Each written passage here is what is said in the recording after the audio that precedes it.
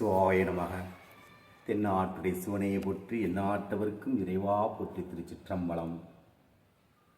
ஒவ்வொரு மனிதன் இந்த பிறவியில் இறைவனை அடையாமல் எவ்வாறு தன்னுடைய வாழ்நாளை வீணாக்குகிறான் என்பதை திருமூலர் எடுத்து உரைக்கின்றார்.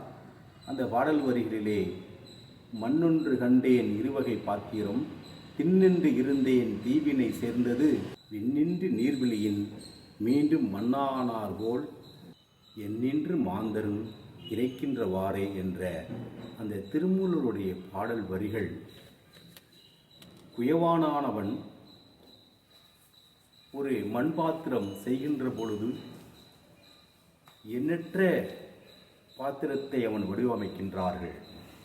அவ்வாறு வடிவமைக்கக்கூடிய அந்த பாத்திரமானது பொருளிலே வேறுபட்டு இருந்தாலும் அதற்கு மூலப்பொருளாக இருக்கக்கூடியது களிமண்ணாகும். அப்போ உலகத்தில் வாழக்கூடிய எண்ணற்ற உயிர்களாக இருந்தாலும் அந்த உயிருக்குள் இருக்கக்கூடிய ஜீவனானது ஒரே ஒரு உயிராகும். பானையில் இரண்டு வகையான பானைகளை பார்க்கின்றோம். ஒன்று சுட்டப்பானை, விதாகர்த்தமாக இருக்கும். மற்றொன்று பானை மழைநீர் பட்டவுடனே அந்த மழைநீரில் கரைந்து மீண்டும் அந்த பானை களிமண்ணாக மாறிவிடும். அதேபோல் ஒவ்வொரு மனிதர்களும் இந்த பூலோகத்திலே பிறக்கின்ற பொழுது அவருடைய கர்மா வினையோடு பிறக்கிறார்கள்.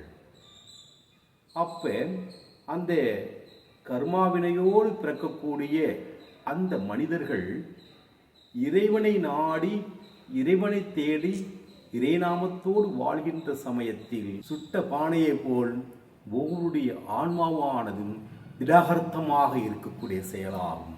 அந்த திடாகர்த்தம் இல்லாமல், இறைவனை தேடாமல், இறையருள் இல்லாமல் இருக்கக்கூடிய ஒவ்வொரு மனிதர்களும் சுடாத பானையை போல் இறையருள் இல்லாமல் மீண்டும் இந்த உலகத்திலே மனித ஜென்மமாக தோன்றி மீண்டும் உருவெடுக்கிறார்கள். ஆகையினால் இந்த பிறவி என்பது இத்துடன் நமக்கு போதும் என்று நினைக்கக்கூடிய என் அன்பு சகோதர சகோதரிகள், இறைவனை நாடி செல்லுங்கள். இறைவனை நாடி செல்கின்ற சமயத்தில் நம்முடைய வாழ்க்கையானது திடாகர்த்தமாகவும் மிகவும் நம்பிக்கை உள்ள வாழ்க்கையாக இறைவன் நமக்கு அமைத்து கொடுப்பார். எல்லோருக்கும் சதா சிவன அருள் கிடைத்து சிறப்போடு வாழ்வதற்கு என் பெருமான் அருள் புரியட்டும். சிவாய நமக.